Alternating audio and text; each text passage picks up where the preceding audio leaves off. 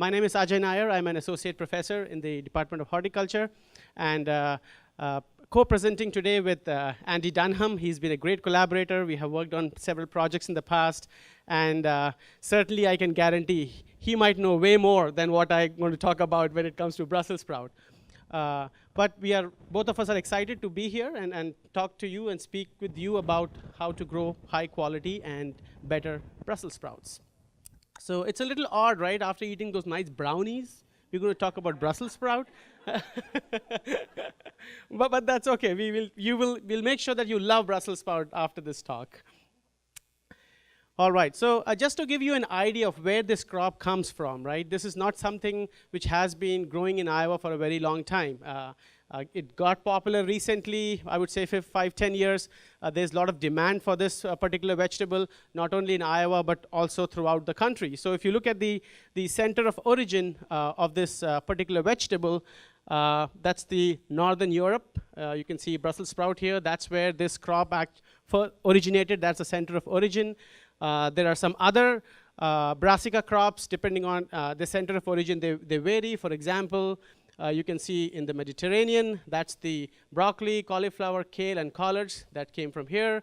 You look at Asia, Chinese cabbage that came from there. So looking into this particular family of Brassicaceae, you see a wide demography from where these particular crops came from. So interesting, you know, with the Northern Europe area. So I have a vested interest in Brussels sprout because this is my daughter, and she loves Brussels sprout. And I took this picture this past fall, and you can use Brussels sprout in many ways. In this case, it could be a growth chart ruler or indicator. So every year I can give her a Brussels sprout in October, and then she can hold it next to her, and I can, oh yeah, she has grown. You know, it might change depending on what cultivar or variety of Brussels sprout you're growing. This one is Franklin. It's a nice cultivar which we have grown at the Horticulture Research Station for many years. Okay, so the way me and Andy discussed, we'll present this topic to you is I'll talk about some of the basics in terms of soil, pest, and disease aspects, some planting aspects and weeding as well. And then I will hand it over to Andy, who has grown this crop at his farm, again, for many years. So he'll talk about how his farm grows it, some of the challenges, some of the issues, and some of the positive things that have come out growing this particular vegetable. So if you are interested to grow Brussels sprout, definitely one thing I would say is first plan it before you plant it, right? You need to know where are you going to sell this particular vegetable, because not all the markets might have demand. Although I should say in Iowa the demand has gone up. And even the demand has gone up across the country. So there was an article in American Vegetable Grower that was, you know, speculating why the popularity of Brussels sprout has gone up so much. The demand has gone up even in California and states like Georgia, which is more warm. They are growing a lot of Brussels sprout. Anybody wants to take a guess of why suddenly the popularity and the demand for Brussels sprout is going up?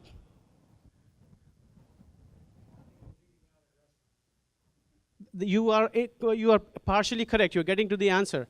Many of people are eating at the restaurants, and they taste it there, and they like it, and they want it, and they go back to either the CSA or farmer's market, and they buy it. But do you know why it is going up in restaurants? It's because of bacon. Yes, it's because of bacon. Because chefs have found out this absolute wonderful recipe of cooking Brussels sprout with bacon. And when people go out to restaurants and they try this, they'll absolutely like it. So think of Iowa. We have a lot of bacon, right? So I'm sure Brussels sprout is going to gain, you know, more popularity in Iowa. We just need to make sure that we not only give our customers Brussels sprout, but also a little bit of bacon with it and tell them how to cook it. So certainly know where you want to sell. So know your market, some of the cultivar which you can grow, and both me and Andy will get into it, what cultivars work better for Iowa conditions.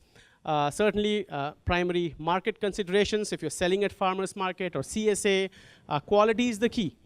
If you are introducing somebody with this new vegetable which they have never eaten before, they need to eat something which is high quality so that they like it and they come back for it. And certainly uniform sizing of those sprouts, that's the key. You need to have good post-harvest quality. So once you have harvested, how long can you store it without compromising on the quality of those sprouts? So that is important. Flavor, of course.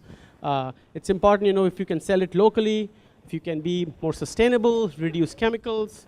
And this crop actually lends well with that philosophy of reducing the amount of insecticides and fungicides. And of course, the final thing, again, it's the quality. If you grow high quality stuff, people will come back. They will come and buy it. Sure. Why don't you come on in and sit down? We got plenty of seats. We can put you on the spot. Don't worry, we're not going to ask you to sample Brussels sprout raw. So if you're thinking to start growing Brussels sprout or put a small patch of Brussels sprout, certainly if you're commercially growing it, site selection is the key. This is an annual crop, but still it's a very long duration crop. Some of the cultivars are 110, 120-day old crops. So site selection is the key. Try to put it in a place on a site which is sandy to clay loam, can hold moisture, good drainage. You're looking at pH anywhere from 6 to 6.5. It's a little bit on the lower end, but if you are at 6.7, 6.8, that's still okay. That soil will be perfect. Ideal would be a sandy loam soil, dries out early, warms up faster in the spring. So again, any typical vegetable farm which has been growing vegetable for some time would be easily able to find a spot like that. A slope, if you have a site which has about 20-degree slope, it has been shown that it can absorb almost 6% more heat as compared to a flat ground. But that doesn't mean that you're running after slopes to find so that you can plant Brussels sprout. It will be okay. But generally, if you have some slope, you can get some additional heat units in those spots. So how many of you know about the web soil survey? Okay, few of you. This is an excellent tool from the Natural Resource Conservation Service, which lets you know what kind of soil you have at your farm. So I gave you some idea of what type of soil it should be, but I would highly recommend everyone to go to this website. So you have to go to Web Soil Survey, just Google it, and you'll end up with this web page. And then you click on this Start WSS, so Web Soil Survey. So what this does, am I too close or too far? Okay, back, okay, step back, okay. So if you click on this one, you will end up at a page where you can give the address of your farm. So in this case, I put the Horticulture Research Station, which is 55519 170th Street. Then you can highlight the area of interest. There is a Select Soil Map tab, which you'll find it once you go in there, you play around with it, you'll find it. But this is an excellent tool to begin with to know what kind of soil you have. So if you click on that Start WSS, you'll end up, you put that address, so it pops up like this. So in our case, this is the Horticulture Research Station. This is our farm, that's the lake here, some of the buildings. And then if you select this AOI, which is the area of interest, if you select that and drag it in, and any particular field, any particular site where you want to exactly know what the soil type is, if you zoom into it, it shows up like this. And then what it's showing you is a different type of soils. So you see different soil series numbers, 138B, 138C2, 55. So that small piece of land has many different types of soils that are under there. So definitely go home, try the web soil survey and find what type of soil you have. And there are some definitions of, for example, 55 is nickelate clay loam. If you click on this one, it will give you even more details about drainage, about cation exchange capacity, about water holding capacity, so those things. So I highly recommend looking at the web soil survey, putting your address and knowing what kind of soil you have. All right, so once you have figured out the site where you want to put this vegetable, next comes cultivar selection. So before even you order seeds, you need to know what kind of seeds or what kind of cultivar you plan to plant. So based on some of the research we have done at the Horticulture Research Station and also some of the universities on the New England area and also Michigan State, these are the cultivars that come up every now and then. So, and they have shown that they are reliable, they yield well, pretty consistent, the quality is also high. So Churchill, Diablo, Dagon, this is from Johnny's, Franklin, which we have grown at the Horticulture Research Station, as I mentioned earlier, Early Marvel, Jade Cross, Nautic. So those are some commonly grown cultivars of Brussels sprout. Now you will notice that they have different maturity dates. So some are short. For example, Early Marvel is 85. Dagon is about 100. You look at Nautic, which is about 105. So you do have to pay attention to that as well, that they can vary from about 2 to 3 weeks in terms of when they would be ready for harvest. Now, another key factor I would like to mention, when you order seeds and when you go to look at the duration, they might say, let's say 100. That doesn't mean that's from seed to harvest.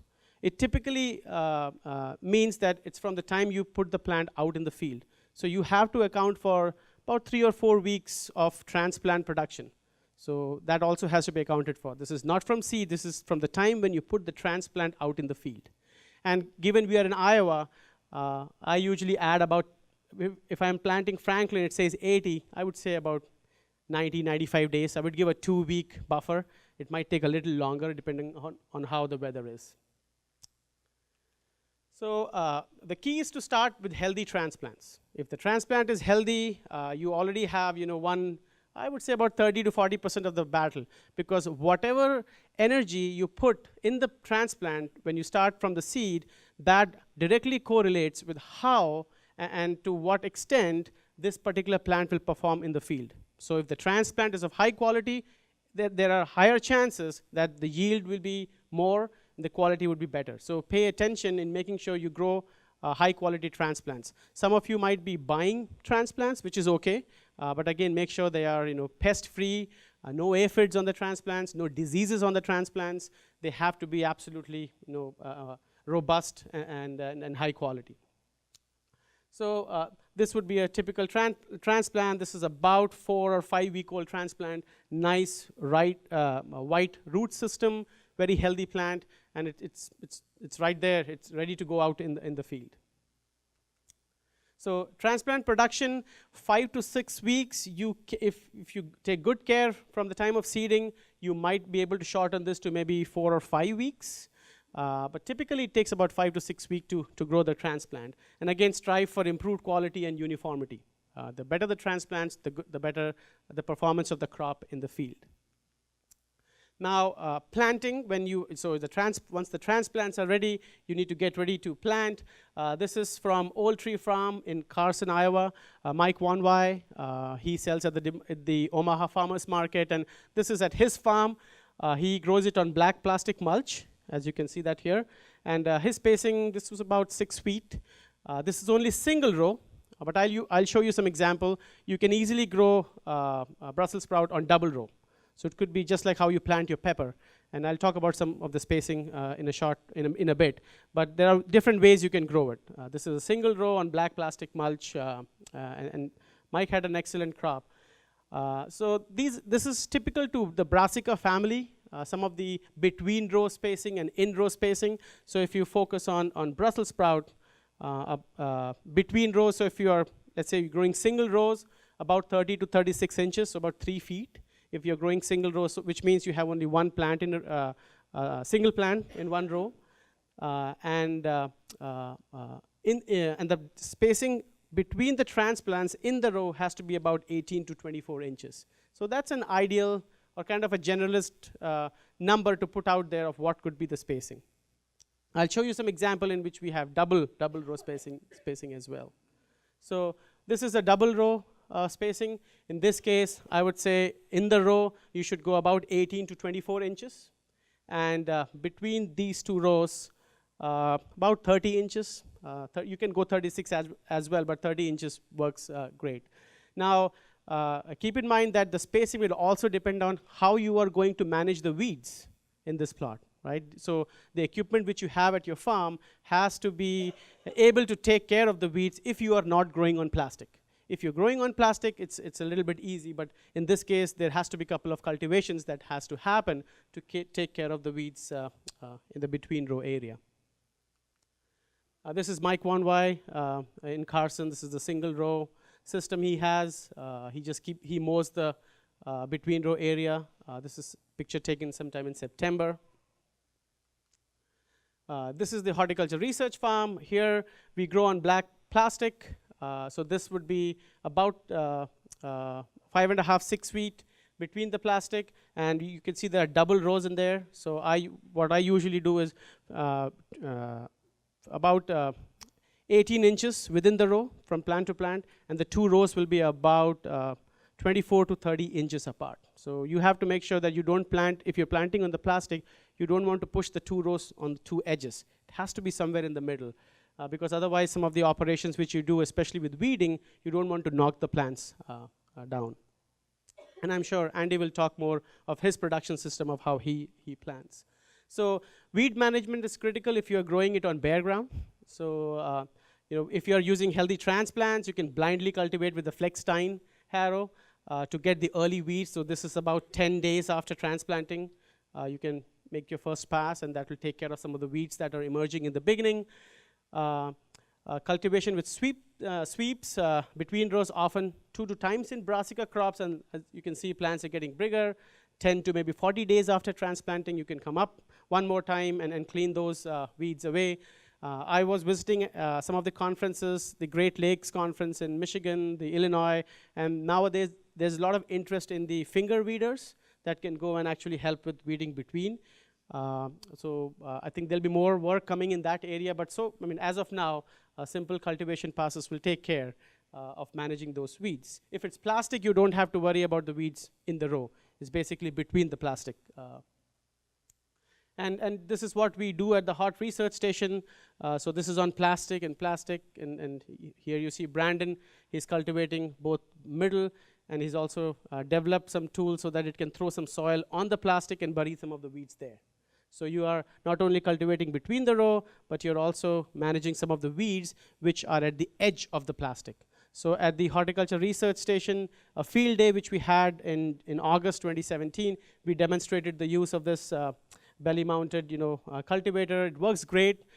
We are fine-tuning it to make sure how many times you have to go with it, so that maybe it's better to just have a stale seed bed right in the beginning before you plant, and maybe come up with some cover crops that can be planted in the middle and just mowed.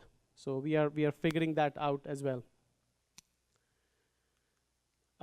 In terms of fertility, what kind of nutrients Brussels sprout needs? It's a relatively heavy feeder. So it needs about anywhere from 100 to 150 pounds per acre of nitrogen. So you should not cut down on the fertilizer. Proper nitrogen is essential to make sure that the plant grows well and plant is healthy. And another thing to notice is the brassica crops are sensitive to micronutrients. So that is something that often comes up. You might not be testing for micronutrients every year, which you don't have to. We usually recommend testing for micronutrients every 4 to 5 years. But if you're growing brassica crop, it's good to know what the micronutrient levels are, because you can see some deficiency symptoms that creep up if you have issues. I do have a publication here to show you.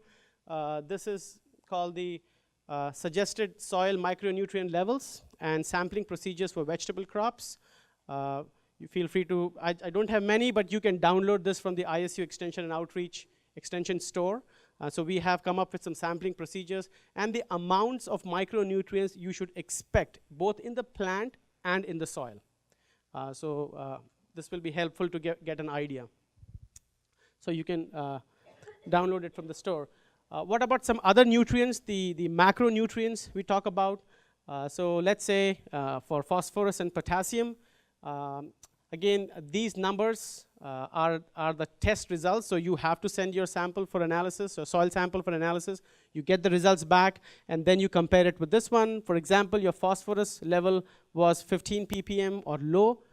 It definitely means that status is low, and then you need to apply about 150 pounds per acre of phosphorus. If it's 16 to 30, you are in medium, 31 to 50 high, and if you're 50 and above, you don't need to apply or think of phosphorus. The soil has enough phosphorus in it for the plant to grow. Potassium, again, there are different levels. If you're less than 80, then you're low. You have to apply a little bit more potash. If you're 200 and higher, you still need to apply some because potassium plays a key role in transpiration and many other physiological processes in the plant. So that's why we do recommend applying some potassium. That's true for peppers. That's true for tomatoes. Potassium can cause issues later on during the harvest. And for nitrogen, it depends on what your organic matter is. So if your organic matter is 3% or less than 3%, you need to apply a little bit more nitrogen. But if your organic matter, most of you might fall in this one, 3.1 to 19, about 3.5, 2.5. That's the typical range you see. About 100. In that case, you have to apply about 120 pounds per acre of nitrogen. So, and you don't have to note this down. If you have your soil test result, I'll be more than happy to give you some of these numbers if you send that to me. Now, I talked about those were the macronutrients. For micronutrients, especially manganese and boron, they are very critical when it comes to brassica crops. So that's the biggest concern. You can identify some of the deficiency symptoms based on where those symptoms are showing up. So you can see younger leaves. If you're seeing issues, for example, purple and deformed younger leaves, you know it could be boron. If it's intraveinal chlorosis, it could be manganese, copper, zinc. There are more things to think of there. But just typically looking at where the symptom is, you can get a fair idea of what deficiency is going on. So older leaves is basically nitrogen, phosphorus, potassium, magnesium. For younger leaf, if you're seeing symptoms there, then it's actually calcium and iron and some of the micronutrients. So that's why micronutrient deficiency has to be corrected in cold crops. If you don't do that, then you would have issues. So like I mentioned, with manganese deficiency, usually seen in high pH soils. So if your pH is above 7, 7.5, and you're seeing issues in the younger leaves, yeah, it could be manganese. Boron, again, seen in high pH. Molybdenum deficiency is actually observed in low pH soil. So if you are, let's say, in a soil where it's less than 6, you might see some symptoms. It could be molybdenum. And again, you can download this publication from the extension store. It's free. It's a PDF free download. Insect pests. You need to know what type of insects are attacking your brassica crop. You need to know how to identify them. In this case, some of the common pests that are common across brassica, cauliflower, broccoli. Imported cabbage worm is the one which shows up early in the season, and definitely it can wreak havoc. You can see some of the loopers here. And then a Japanese beetle. So we saw this issue last year, actually this year, 2017, when Japanese beetle were on the Brussels sprout. And I feel they are more secondary pests. If they get bored by eating cherries and the cherries are all done, they might move on to Brussels sprout.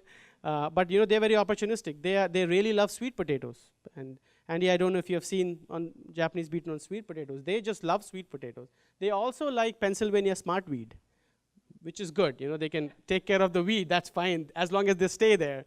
But sometime they might come up here too. But this is the take home I want you to take home in terms of identifying what those 3 major pests are for broccoli or for cauliflower.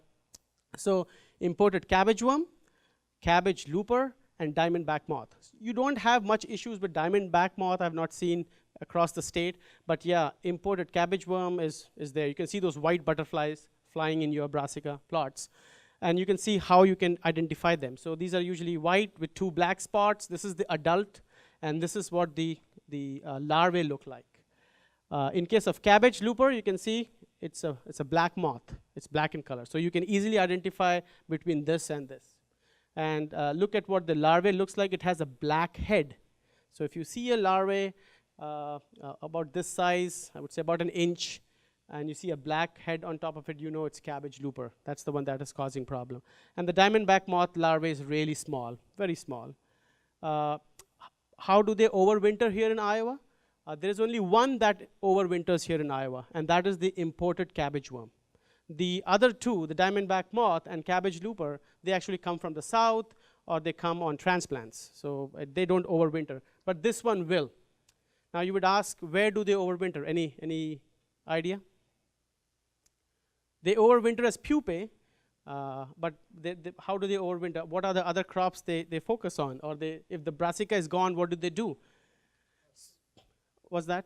Mustard, yeah, because mustard is in the brassica family. So there are weeds which are in the mustard family, which they will overwinter on. Typically, it's easy to manage these pests with BT. You spray multiple times, and that will take care of it. It's an organic way of managing. So it should be, it's not a problem to manage those. You have to at least spray twice. Just one spray is not enough. And if you see them coming again, you might have to spray a few more times. So BT is the easy way of managing without any synthetic insecticide. This is organic and OMRI approved. Now, this slide shows you the effects of the non-crop species on brassica insect pests. So there are other crops, for example, purslane. That's a notorious weed. It harbors diamondback moth, imported cabbage worm, redwood pigweed, imported cabbage worm, red clover. There are some insects that can hang on to that as well. Mustard for aphids. So make sure you keep your plots clean, not only the plot but the surrounding of the plot, because some of those insect pests will hang out on these. And you might wonder, where are they coming from? Where is the imported cabbage worm overwintering? It's actually overwintering on some of the other weeds that are growing around. So keep your field clean. That's very important. I know it's hard, but we try to keep the weed population down. What is this going on here? Which disease is it? Any idea? It has concentric rings which alternate. Alternaria. That's the name of the fungi. It's Alternaria. You will see these concentric rings here on the leaves. And this is the major disease, I would say, for Brussels sprout. And you will see early in the season when you see it on the leaves. You would also see it on the Brussels sprout. Those black spots which you see on them during harvest, that's actually Alternaria. And they like the cool and wet weather, especially at night. If you are in an area where you have heavy dew in the morning, you will see more of this disease. So it's a challenge to manage these. How can you manage this particular disease? Definitely using pathogen-free seed. You practice 3 to 4 year crop rotation. Don't put a brassica crop there. You have to definitely plant something else, some other family. You have to incorporate the crop residue so that it breaks down quickly at the end of the season. Manage cruciferous weeds. And of course, there are fungicides. If you're organic, there are constraints. But if you are not, if you're sustainable, you use the approach when it is needed, you can use some of the fungicides. Neem oil, you can use it. It will deter. Not for the fungus. Not for the fungus, yeah. Neem oil won't do much for the fungus.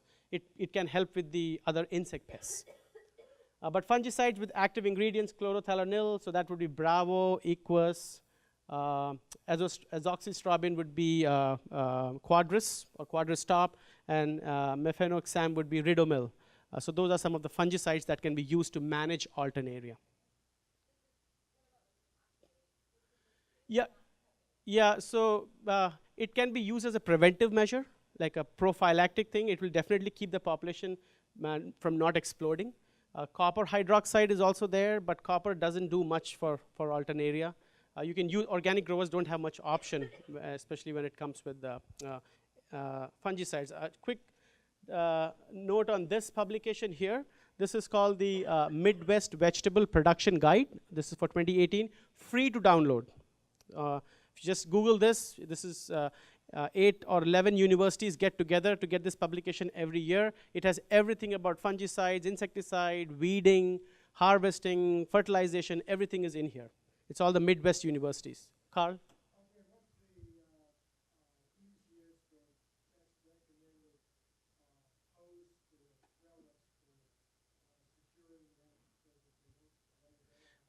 So the question is, how can you secure these plants, right? Well, I haven't had any issues with them topping over. I just never have staked them. They just stay straight. No issues. I don't know if it's in a very windy situation where you are, where it might. Yeah, I have not had any issue. You probably can, just like how you do a tomato, if that's an issue, you can put a stake every 2 or 3 plants and take a twine and just go around and just come back. I want Andy to get to talk. So maybe take questions at the end. Yeah, I'm almost done here. Okay, this is another question that keeps coming up. To top or not top, right? So you need to, so topping means you take the top off, the growing apical meristem. Because research has shown that topping does help with improving the quality, and I'll tell you how. This is at Grade A Gardens, Jordan Klassen in Des Moines. This is his farm. You can see he has actually topped them. He has removed the top off. Now the question is, if you decide to top, when do you top? What's the best time frame? So giving you some background of why topping is important or how it works. When you remove the apical meristem, it causes the axillary buds, the buds in the axils, to expand. Otherwise, those buds at the top of the plant will remain always small. So topping helps to size them up. Otherwise, what you end up is big sprouts at the bottom and very small sprouts at the top. So topping definitely helps. Removing at the right time has been shown to increase the size of the sprout and improve the marketable yield. Top about 6 to 8 weeks before harvest. Now, this is a big window. 8 weeks is, I would say, a little bit too much. I usually go with 6 weeks. So I do topping around the first week of September. And Andy, you said you kind of do the same thing. First week of September to top, typically early September. Or you can look at the sprouts at the bottom. And the bottom sprouts are about 0.5 to 1 inch in diameter. It's time to sprout at the top, so that the top ones also get time to mature and get bigger. So topping definitely helps.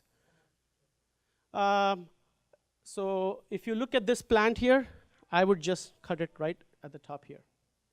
The other thing I want to tell you that when you top off, this thing, you should not throw it away. I feel like it's a great vegetable by itself. It's like a small cabbage here at the top.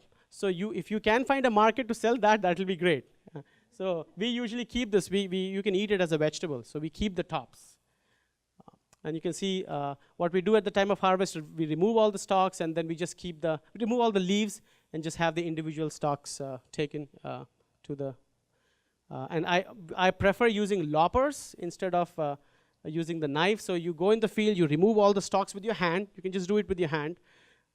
This is at the time of harvest. So you topped in September, you go in October, and then you remove all the leaves, take a lopper, and cut it there. And it ends up, Laura, can we take the questions after the session? Andy has to speak as well. And then as you can see at the end, you end up with this. In this case, you see this example, we did not top. This is the cultivar called Franklin. We just didn't find the time at that time, but it still did okay. But I would have removed this about 6 weeks before the final harvest. So I will stop here. I'd like to thank folks who have helped us to conduct this study. Brandon Carpenter, Nick Howell, Andy has been a great collaborator, Jordan Klassen and Mike 1Y, some of the support which we have received. And feel free to contact me. This is my phone, this is my email. So if you need any information, feel free. And this is my lab webpage, extension.iastate.edu/vegetable lab. So if you need more information, I'll be more than happy. And we post a lot of our findings and research papers on that website. So with that, I will hand it over to Andy, and we'll be happy to take questions at the end. All right, so my name is Andy Dunham. For those of you who don't know me, my wife, Melissa, and I have Grinnell Heritage Farm just outside of Grinnell. That's an aerial shot taken with a drone. We do have a mission statement. I encourage anybody who is farming to have a mission statement. The farm's been in the family for 161 years now. My wife and I are the current operators now, and we have 3 kids.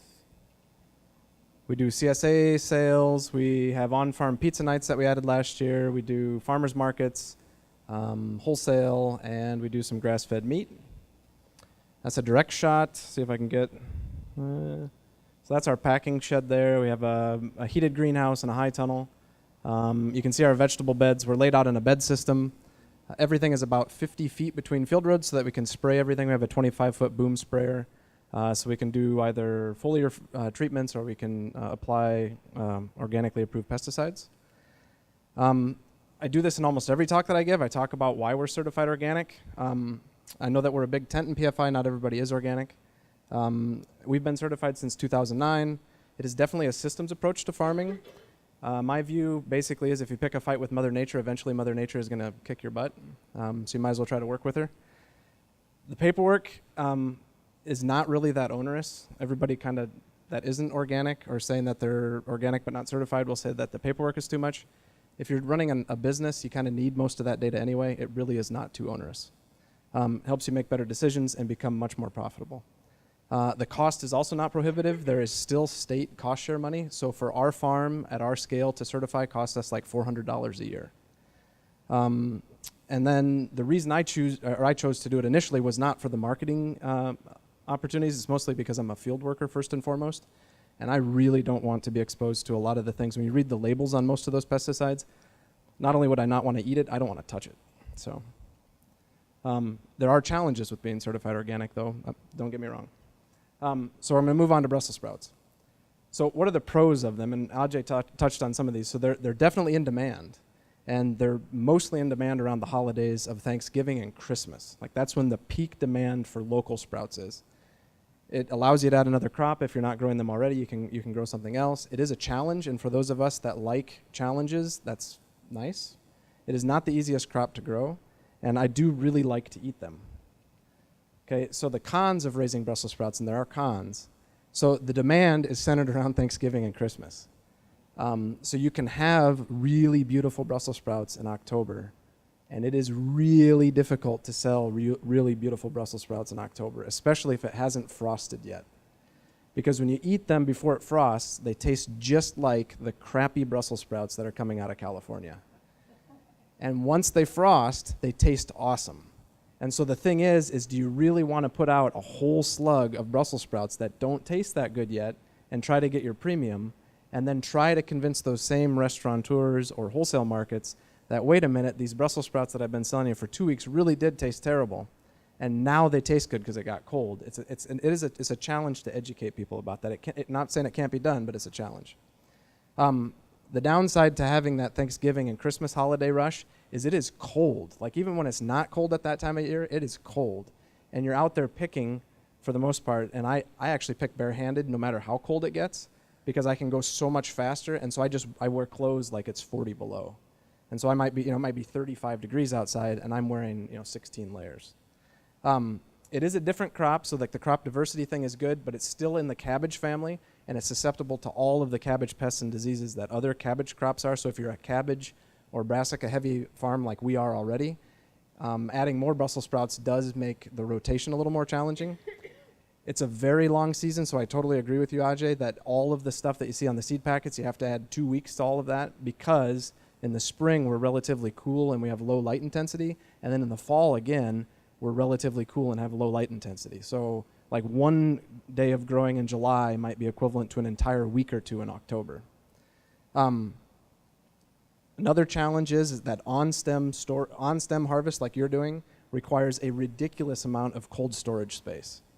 So if you're going to do them at any scale, harvesting like 5 or 10,000 stems like that is going to eat up a lot of cooler space and transport space. Like you'll fill up a cargo van before you blink. And if you take them off the stem in the field, it requires a lot of labor. So you're going to have to convince your crew that this is what we want to be doing on a 35-degree day when the dew is still on. And you're like, yes, we really are going to pick 2 pallets of Brussels sprouts today. And they're like, oh, So they are challenging to grow, so they require a lot of space, at least 4 square feet per plant. They have high fertility needs, and Ajay went over all of that. And there actually is quite a bit of pest pressure, and we have had some black rot. And for those of you that have had black rot, it can totally wipe a crop out, so you can actually put in a lot of Brussels sprouts and harvest nothing sometimes. And this year we had the most beautiful crop of Brussels sprouts I've ever even seen, ever. And we ended up having like a whole bunch of not really rainy weather, but it was like foggy every single morning for like 5 straight weeks pretty much. And that was just enough that our lower sprouts never really dried out, and we lost some of our lower sprouts this year to black rot in a drought year. So there are some challenges there too. So am I telling everybody to raise Brussels sprouts? Maybe. Okay, so we start ours from transplant, just like Ajay said. We do them in 98 square containers. We use Vermont Compost Company's potting soil. We transplant them out typically around the end of May to early June, depending on how things are going. And I have not yet found a spacing system or a mulching system that I'm truly happy with, so we're still playing with this. I think I want to maybe widen my spacing out a little bit with my experience of I want those lower sprouts to not be wet all day long. I'd like stuff to dry out because I feel like we're losing too many sprouts to fungal pressure right at the end of the season. So we've done all the work and they look really, really great, and then you get like one slimy layer because you had like a rainstorm and then it didn't dry out for 5 days. Yeah, Alice? So we did them on, this year we did them on raised beds on plastic for the first time. We did the white on black plastic, and then we blew mulch in between the rows because some of those are soil-borne fungi, and so we wanted to make sure that we were preventing some splash up. And it looked great, but we were also in a drought year. So it helped us in that we conserved some soil moisture. So what I did is I went 2 feet in row, and then I did them on about 2 feet across the bed top. So we narrowed up our in-between spacing, but they're on beds, so our wheel tracks were pretty wide. So we're on 5-foot centers, so we're on 60-inch beds. And so, and then we alternated the 2 feet in row, so we had like a diamond pattern across the bed top, so that you're not having 2 sprouts right across from each other, only 2 feet apart. I don't know if that makes sense. But I think I'm gonna trial at least some single row sprouts this next year, which the downside to that is if your yield doesn't go up, man, that is eating up a ton of square footage in the field for what you're getting. So, like, profitability-wise, it might not be very good. Did I go backwards? I might have. Oh, no. So we do use drip irrigation, so we bury that. Even when we were doing them on bare ground, we use drip irrigation. We used to do them on flat ground. We'd use the drip, or bury the drip and springtime harrow them about 4 times. And that was most of the weed control we needed to do. We had to go in and clean some stuff up at the end. Rob, though, is in the room, and he can attest that we let it get away from us. Was that last calendar year? And he helped me do some of the most disaster weeding I've ever done in my life. And he did a very good job of it, Rob. So we control pests with both dipel and trust. The dipel is the DP, or the BT, and the entrust is the spinosad. I'm finding that the cabbage, my brain isn't working, it's the end of the day. The imported cabbage worm is not as, BT doesn't cut it anymore. So we typically do 2 applications of the BT and then 1 of entrust. You have to watch the label. Entrust is organically approved, but it is a broad spectrum insecticide, so you'll kill your bees with it if you're not careful. And you're limited to only spraying that 6 times in a calendar year on any given piece of ground. So I'm not wild about using it. Okay. We do harvest all of ours off stem. We do no on stem harvest. It's just a little too unruly for us to work with. You can't put it in CSA shares that way. I feel like you get higher quality, longer shelf life. That's the less cooler space. And the grocery stores, if you're going to sell them wholesale, require them to be taken off the stem. I don't know of any grocery stores that will take them on the stem. And we do them to CSA, direct to grocer, and then at some farmers markets. So harvesting tips. A few bad Brussels sprouts in a box of Brussels sprouts will turn people off to them. So you have to, your quality control has to be there. And after a hard freeze, which, you know, Thanksgiving, Christmas time, there definitely can be a hard freeze. You can have like a sprout that looks good on the outside, and so what happens is it'll freeze all the way through, and that Brussels sprout's fine. Okay, and then you need to let it thaw before you can harvest it, because if you pick it when it's still frozen, it's just going to go bad, and you're going to have that terrible cabbagey smell. And so you have to know that it's had enough time to recover. So the colder it gets, the longer you have to wait. So if it gets down to like 15 degrees, they might be fine, especially if they still have leaf cover. They might be fine, but it might take 4 days for them to recover enough for you to be able to pick them. So I actually walk out there and I'll snap sprouts off and I bite them in half and eat them, and I can tell by taste now. But they might look perfect, and you'll pick them and there'll be a little slippage. So if they don't feel solid, you need to cut into them and find out what's going on. If there's a little bit of slippage in there, you'll peel back some layers, and like 3 or 4 leaves in, you'll have a black slimy layer. And usually what I figure out happens, how that happens, is it'll freeze, and then you'll have a really rapid warm-up. So it'll go from like 25 degrees, and all of a sudden you're back up at 50, and the sun's shining right on it. And I think what ends up happening is that the sprout doesn't thaw uniformly, and you actually have tissue death prior to the thing actually thawing out and recovering.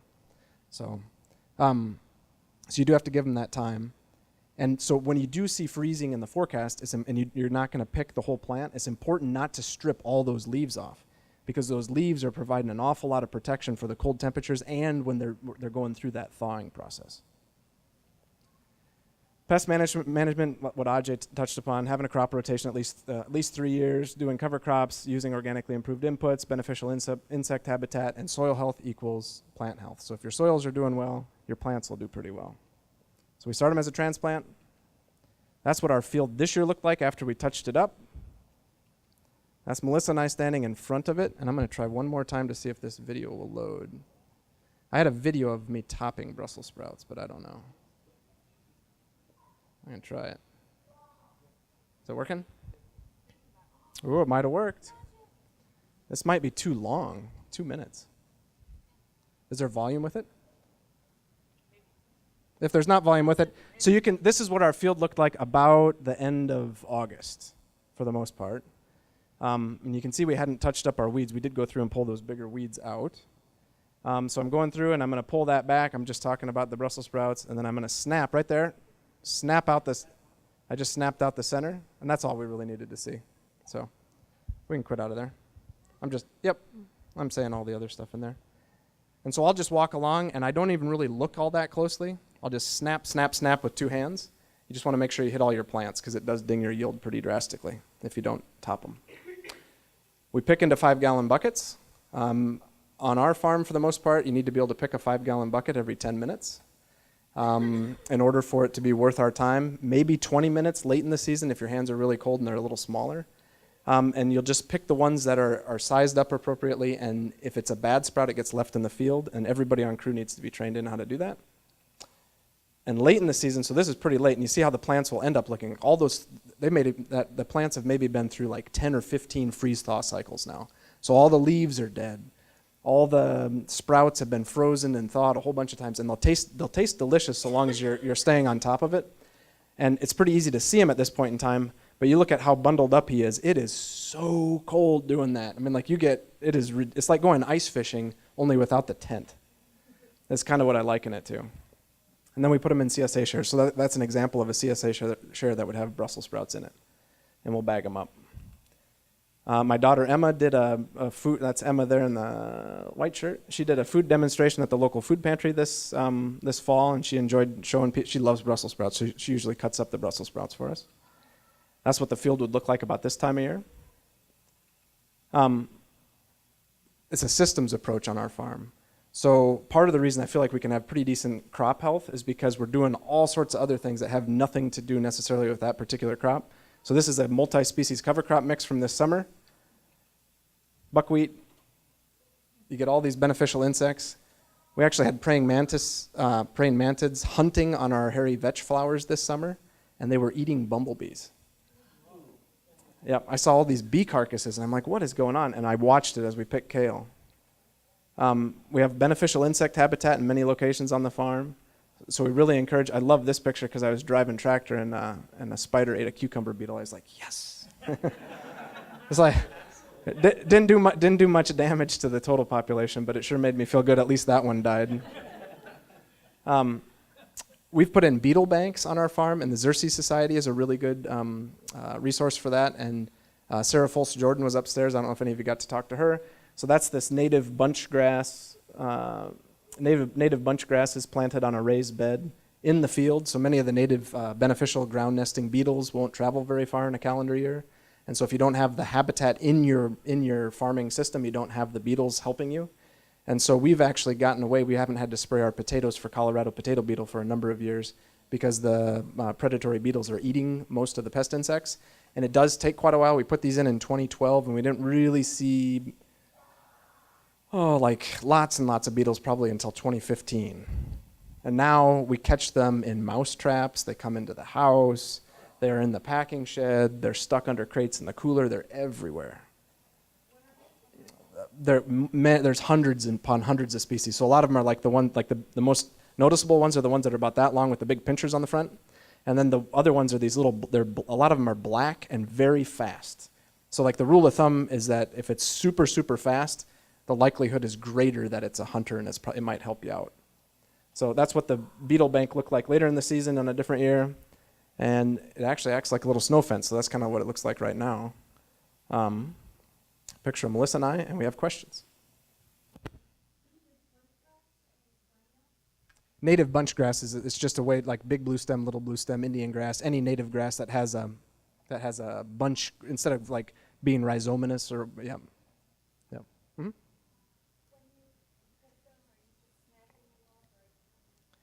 So the question was, we pick, are we snapping or cutting? We just snap. You do end up with a little tail. So you end up having that little tail. Most restaurants and people who are going to do anything with them are going to trim them when they get home anyway. So it's fine to leave that. It's just it's faster that way. Alice?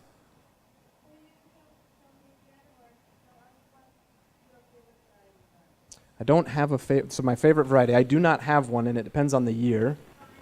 So we raise and we try to grow more organic varieties. So Nordic and Doric, D-O-R-I-C, and the Doric hold better into the fall. So if you're wanting late season, like around Christmas time, those do better than the Nordic.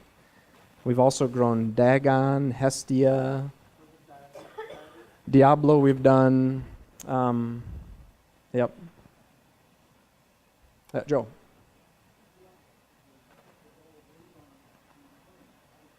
So that's a very good question. What do we do about all the plants in the spring? You could use them as firewood. Like they are super, super hard. We actually go and we remove them all and compost them. So I have thought about feeding them to the cattle in the fall, but typically we're harvesting all the way until it gets so cold that it actually freezes. And at that point in time, I have no interest in being out there anymore. I'm done. Yeah. Okay.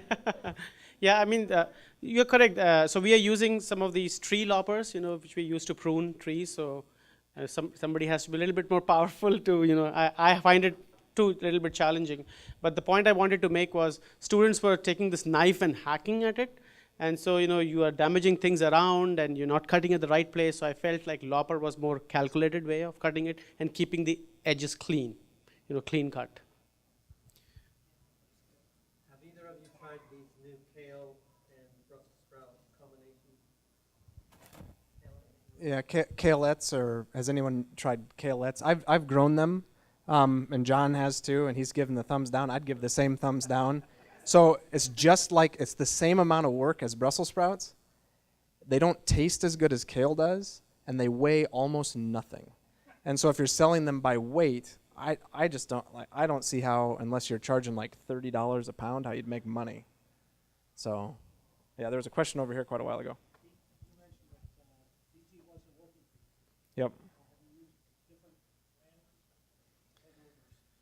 So the question was, I said BT wasn't as effective, and have I tried different strains or brands? I have, and so I find that just the Entrust does such a good knockdown job that then it seems like it just throwing that little mix in there helps. Entrust is expensive, so if you're used to if you've sprayed it before, you know how much it costs.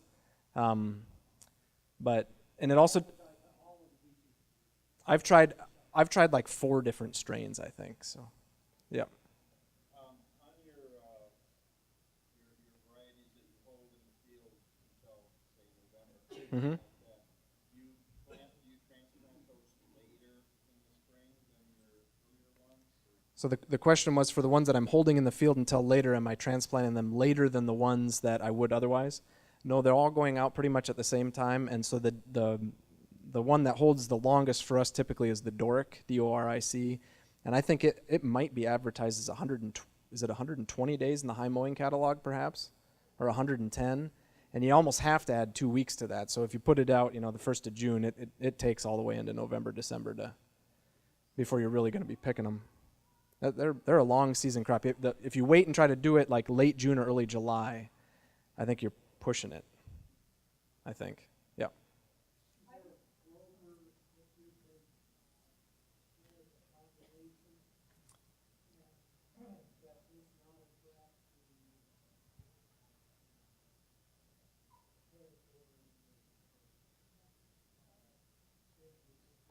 So the question was, is there not like something like a clover that could be intersown? I've done that with the white clover in the past. I've tried it, like the Alsike or Alsiki, I'm not sure how you pronounce it, white clover. And the couple of times I've tried it, I didn't have as good a success with it as I wanted. I don't see why not. Mm-hmm. We get above freezing reliably into almost Christmas every year. And so the question was about the freeze-thaw cycle. So you can even be frozen for like 4 or 5 days. And so most of these Brussels sprouts, if you have good soil health, you can go down to about 10 degrees is kind of your lower limit. So if you get down to 10 degrees and you drop down to like 8 or 7 or 6, I'm assuming most of the sprouts that are left in the field are toast. But you can go down to about 10, and then, but as long as they thaw on the stem and have a chance to recover, they can be, not that they are, but they can be okay, but you just have to test them. So let's say we were at 15 degrees for 4 days, and then we have like a really typical Iowa southerly wind, and all of a sudden we're back up around 45, and then we drop to 28 at night, and we're at 45 and 28. I'll be out there every day snapping sprouts off, and I'll bite them in half, and you can tell, you can tell when they're still frozen because it's like eating a Brussels sprout ice cube. And they actually taste pretty good. And you can tell when they're not ready yet because when you bite into them, they won't be crunchy like a little cabbage. They'll have a little mushiness to them. And if you pick those, 3 days later, you're going to go into your walk-in cooler and it's going to smell like somebody barfed up rotten cabbage all over your cooler. Like it reeks, they're rotting. And so you have to let that plant, because that plant is still alive. So think of your immune system. Like if you get a cold and you recover, you're okay, but if you get like 3 successive colds, it might totally knock you out. The same thing with the Brussels sprouts in cold weather. Like their immune, like they're able to take those temperatures, but for the sprout to be saleable, it has to have the recovery time. Right, totally. So when I gave the cautionary thing, I was like, it's a very long season. So there are some of these sprouts that, like, especially if we have a cool summer and it's kind of cloudy, you may have sprouts, especially those 110 to 120 day ones, that none of them ever size up. Or you may have a beautiful stand of Brussels sprouts that are ready in so like this year we had a pretty severe cold snap in November that knocked a fair bit of our Brussels sprouts out. And so it's not without risk on a commercial scale. So, yeah.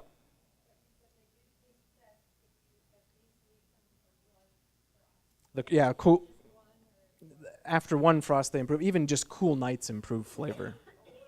Yeah. You don't want to leave a sprout that needs to be picked because it's physiologically mature. You don't want to leave it on the plant saying, I need frost, because you'll lose them that way too. But they definitely taste better after a frost. We at the farm sold some to some of the staff and faculty on campus. So we harvested some before frost, and then some after frost. So a lot of them thought that this was something different. We said it's the same thing. It's just that it had a chance to get the frost. And to add to the point of the low temperature, if it's 18, 15, and let's say you still went ahead and harvested without thawing, or you didn't have much time, we also noticed that the post-harvest quality goes down. It doesn't store well at all. Even though it's on the stalk, it doesn't store well. So we also wait to let it thaw a little bit. Any other questions? Yeah, Ellen. Am I going to increase my Brussels sprout yield? I'd love to. My planting will probably be about the same, I would think. I know. All he needs is a partner who can grow bacon. Yeah.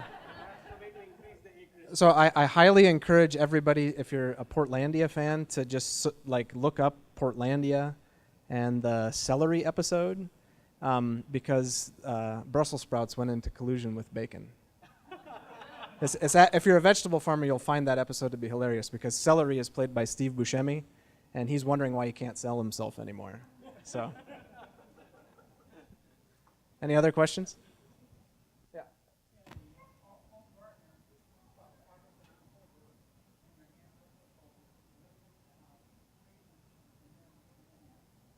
So the home gardener, could you harvest them in October before it frosted, freeze them, and then eat them? If you're going to Well, I don't know about that. I think if you're going to keep them in the freezer for any length of time, you'd want to blanch them, because the enzymatic activity in the cole crops keeps working even at really low temperatures. I think once you snap it off, if you tried to freeze it to induce the cold flavor, there's something happening in that plant especially after that, it's the recovery, I think. So it's the thaw cycle. So you're having some of those, you're having sap that's flowing between the sprout and the root that's improving your flavor. I think you'll have a normal tasting Brussels sprout. So I've done that before. I've taken some to market and then they didn't sell, and taken them home and frozen them and just thrown them away because I'm so used to good Brussels sprouts I can't eat the bad ones anymore. So, yeah. Any other questions? Yeah.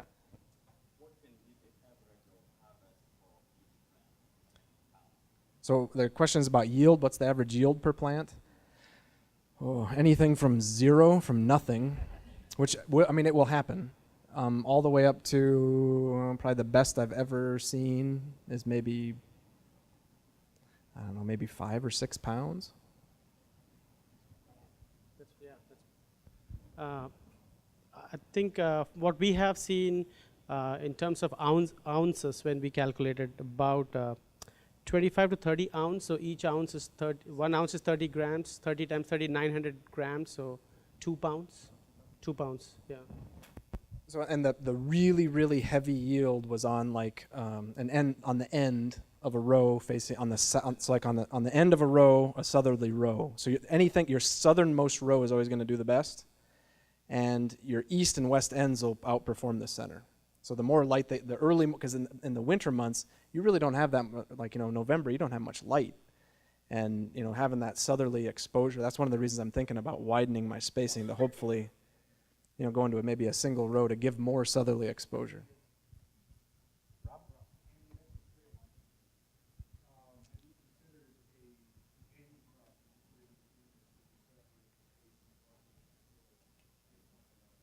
So Rob is saying, have I considered a companion crop to plant in between the Brussels so you still get something out of that?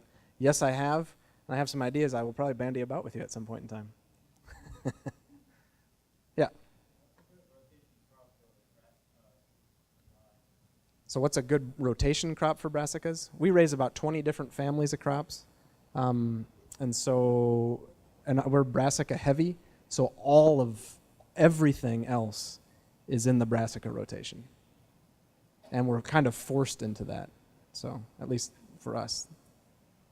I think the other way to look at it is brassicas are heavy feeders, so there will be some residual nitrogen that will be left. So if you can follow it with another heavy feeder that can utilize, for example, sweet corn, that would be another way to look at it. But as long as it's not the same family, you just have to make sure you have a plan to put a different family in there.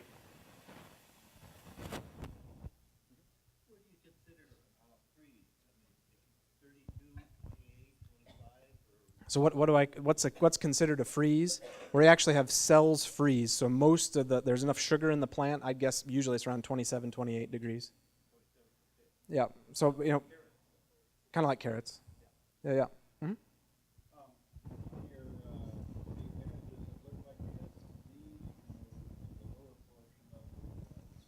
Mm-hmm.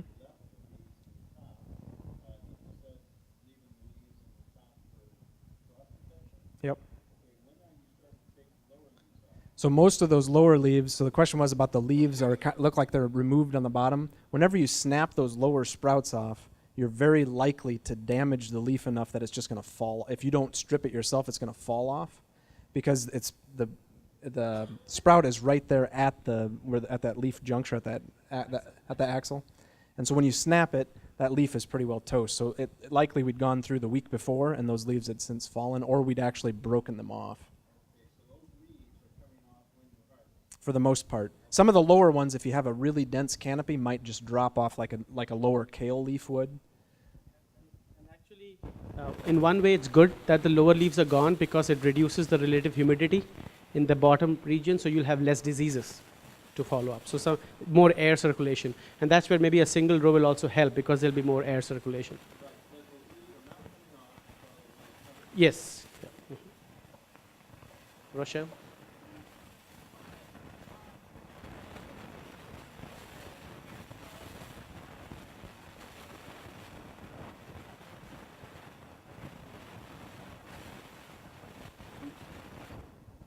The question was about removing lower leaves before harvesting to improve airflow. For the most part in ours, especially with what we did this past year, that the canopy was dense enough, most of those lower leaves had already fallen.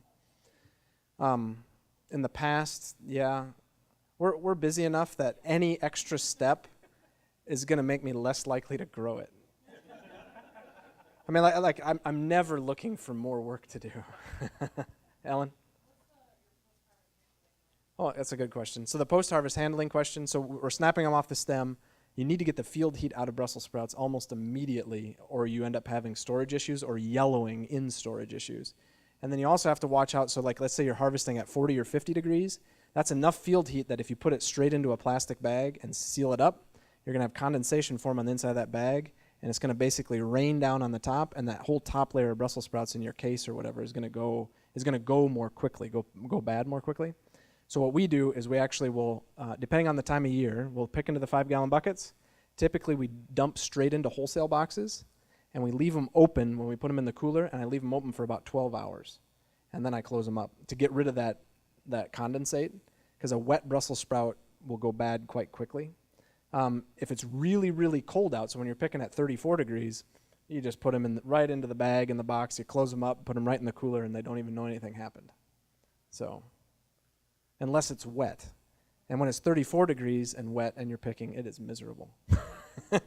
Rob?